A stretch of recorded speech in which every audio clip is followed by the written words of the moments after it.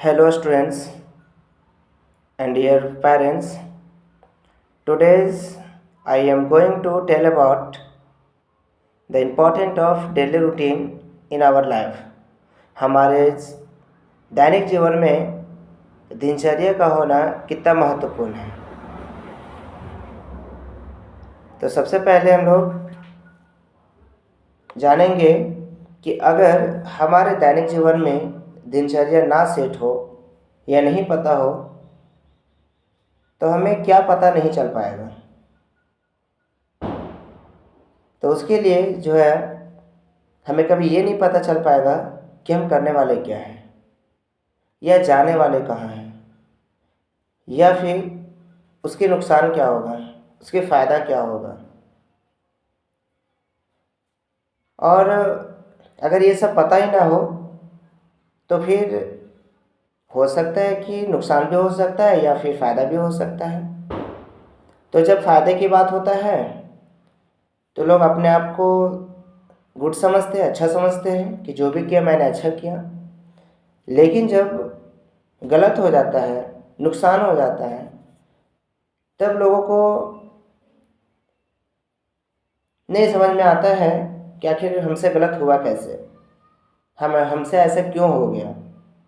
तो अगर उस चीज़ से भी अगर बचना है तो उसके लिए दिनचर्या का होना बहुत ज़रूरी है, डेली रूटीन का होना बहुत ज़रूरी है।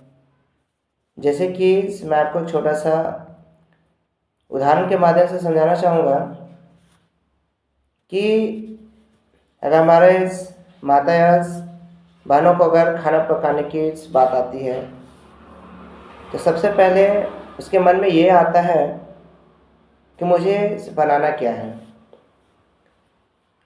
उसके बाद जब डिसाइड हो जाती है कि बनाना क्या है, उसके बाद ये जानना बहुत ज़रूरी होता है कि जो हम बनाने जा रहे हैं उससे संबंधित जो सामग्री की ज़रूरत है, पदार्थ की जो ज़रूरत है, क्या वो उपलब्ध है या नहीं। और अगर ये चीज़ भी अगर उपलब्ध हो तो फिर बनाना आसान हो जाता है और खाना भी टेस्टी बनता है। लेकिन अगर बात हो कि अगर पता तो चल गया या डिसाइड तो कर लिया कि मुझे ये बनाना है और वैसा पदार्थ हो ही नहीं या मटेरियल है ही नहीं या सामान है ही नहीं, तो फिर वैसी स्थिति में क्या होता है कि लोग जो भी होता है मटेरियल उसे यूज़ करके बना तो देते हैं लेकिन वो टेस्टी नहीं होता है। कहने का मतलब ये है कि वो बेकार हो जाता है। तो बेकार क्यों हुआ? क्योंकि उसमें लगने वाली जितने सामग्री थे या वस्तुएं थे वो सब उपलब्ध नहीं था। तो ठीक इसी प्रकार हमारे दैनिक जीवन में अगर सक्सेस होना है, मंजिल को पाना है, तो उसके लिए जिस राह को हम चुनते हैं, जिस एम को चुनते हैं, चाहे डॉक्टर हो, चाहे साइंटिस्ट हो, चाहे इंजीनियर हो, चाहे टीचर हो, चाहे आर्मी हो या किसी भी प्रकार का अपना एम हो, अगर उसे चुन लेते हैं, चुनने के बाद उससे संबंधित अगर हम मेहनत नहीं करते हैं, उस पर फोकस नहीं करते हैं, उसमें ज़रूरत पड़ने वाले समय को अगर हम नहीं देते हैं, तो फिर अंततः क्या होता है कि लोग फेल्योर हो जाते हैं और लोग बोलते हैं कि हम सक्सेस नहीं हुए, यह समय फालतू का कट गया। तो ये लोग गलत बोलते हैं। आप इसलिए फालतू हो गए, आप इसलिए सेटल नहीं हो पाए, आपका लाइफ इसलिए सक्सेस नहीं हो पाया क्योंकि आप डेली रूटीन के अनुसार नहीं चले। जो ज़रूरत थी वो चीज़ को आप पूरा नहीं किए, इसके वजह से आप अनसक्सेस हो जाते हैं, मतलब कि फेलियर हो जाते हैं। जैसे कि मैं आपको शॉर्ट में मैं अपना दिनचर्या बताने का कोशिश करता हूँ। जैसे कि सबसे पहले मैं सुबह 4:30 में उठता हूँ। उठने के बाद फ्रेश होते हैं। फ्रेश होने के बाद क्या है कि 5 बजे से मेरा ट्यूशन क्लास शुरू हो जाता है। 5 से 6 ट्यूशन चलता है, 6 से 7 ट्यूशन चलता है, 7 से 8 ट्यूशन चलता है। उसके बाद 8 से 9 नहाने का, नहा कर फिर खाने के बाद स्कूल जाने का समय होता है। 9 बजे स्कूल पहुंचता हूं। 9 बजे से लेकर 1:30 बजे तक स्कूल में मैं व्यस्त रहता हूं। 1:30 बजे तक व्यस्त रहने के बाद बच्चे को 15 से 20 मिनट तक गाड़ी से या पैदल हो, बच्चे को भेजने के बाद मैं 15 मिनट समय लेकर मैं लंच कर लेता हूँ। लंच करने के बाद फिर से मेरा 2 बजे से ट्यूशन क्लास शुरू होता है। 2 से 3, 3 से 4, 4 से 5, 5 से 6, 6 से 7, 7 से 8 कंटिन्यू मेरा ट्यूशन होता है। और मैं सुबह इसी प्रकार 4:30 से लेकर शाम 8 बजे तक मैं बिजी रहता हूँ। इससे क्या होता है कि सबसे पहले कि बच्चे ज़्यादा से ज़्यादा संख्या में पढ़ लेते हैं, उसके बाद मेरा समय बच्चों के बीच कट जाता है।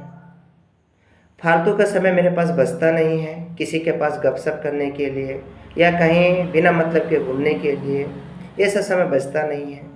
और उससे कुछ इनकम भी हो जाती है, पैसा अर्निंग होने का ज़रिया भी बन जाता है। इससे क्या होता है कि अपने आप को ग्रोथ करने का एक सुनहरा मौका मिलता है और अपने आप को डेवलप करने का भी एक आसान सा तरीका मिलता है। क्योंकि अगर आपके पास फालतू का समय होता है या ज़्यादा समय होता है और अगर आप समय को अपने डेली रूटीन के अनुसार अगर आप सेट नहीं कर पाते हैं, यूज नहीं कर पाते हैं, उसका प्रभाव ये पड़ता है कि बच्चे नकारात्मक में चले जाते हैं, नकारात्मक सोच में चले जाते हैं, नकारात्मक कामों में चले जाते हैं।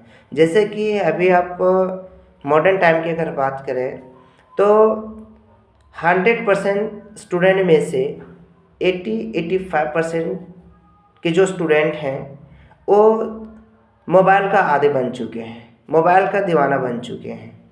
और मोबाइल का दीवाना बनना कोई गलत बात नहीं है, लेकिन उसमें से 30 से 20% ही ऐसे बच्चे जो उसको गुड वे में यूज़ करते हैं, बट 60 to 70-80% जो बच्चे हैं वो मोबाइल को गलत तरीके से इस्तेमाल करते हैं। जैसे कि बात करें कि बच्चे आवश्यकता से ज़्यादा गेम को खेल रहे हैं, जो हमारे लिए घातक, जानलेवा, माइंड इफेक्टिव जो गेम है, जैसे फ्री फायर है, पबजी है और भी तरह तरह के गेम है। बच्चे उसमें एक नशा के जैसा डूब गए हैं। जिस प्रकार से हमारे समाज में कुछ ऐसे लोग होते हैं जो शराब के नशा में होते हैं, शराब के बिना रह नहीं पाते हैं, ठीक उसी प्रकार बच्चे को भी एक लत लग चुकी है, नशा लग चुका है, जो कि शराब से भी बहुत ज़्यादा इफ़ेक्टिव है, प्रभावित है, जो बच्चों पर असर दिखता है।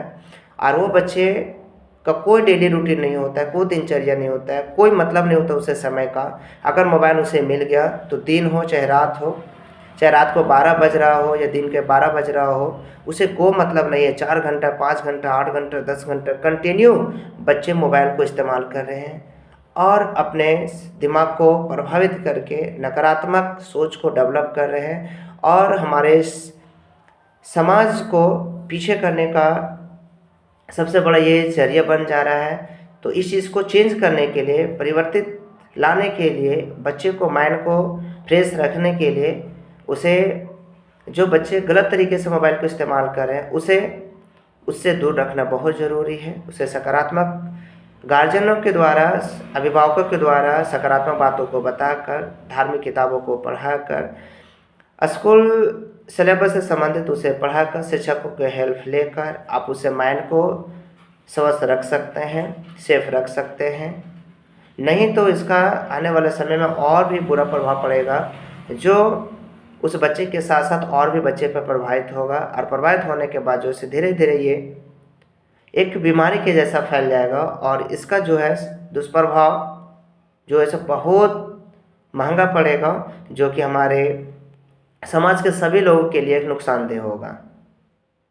तो इसीलिए हम यह कहना चाहते हैं इस वीडियो के माध्यम से कि आप सभी अभिभावकों से मेरा रिक्वेस्ट होगा, आग्रह होगा कि आप अपने बच्चे को मोबाइल उसी समय तक दें जहाँ तक उसकी ज़रूरत हो, काम हो, अन्यथा आप उसे मोबाइल से दूर रखें और उन्हें आप डेली रूटीन बनाकर, दिनचर्या बनाकर, दिन का काम देकर आप उसे व्यस्त रखें, अपने कामों में व्यस्त रखें, पढ़ाई में व्यस्त रखें, पढ़ने का समय दें उसे। आप टाइम टू टाइम बच्चे को स्कूल भेजें, स्कूल में जो भी होमवर्क वगैरह मिलती है, गृह कार्य मिलती है, या ट्यूशन बच्चा पढ़ता है तो वहाँ पे जो कार्य मिलता है, आप टीचर से संपर्क करके आप बच्चे को करवा सकते हैं। इससे क्या होगा कि बच्चे अगर पढ़ाई में अगर व्यस्त हो जाएंगे तो उसे मोबाइल पर कम ध्यान जाएगा। जब मोबाइल पर कम ध्यान देगा तो बच्चे ठीक होंगे, अच्छा होंगे और अपने दैनिक जीवन में प्रगति करेंगे।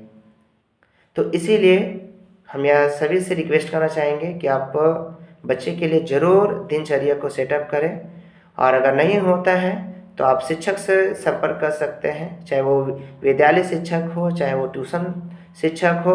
आप उनसे कांटेक्ट करके आप अपने बच्चे का परफेक्ट डेली रूटीन, जो बच्चा के अनुकूल या आपके समाज के अनुकूल या आपके घर परिवार के अनुसार वो उस रूटीन को सेट कर सके और अपने पढ़ाई को लगातार रख सके और वो अपने दैनिक जीवन में आगे बढ़ सके। तो इस वीडियो में आज यहीं तक कह पाऊँगा, क्योंकि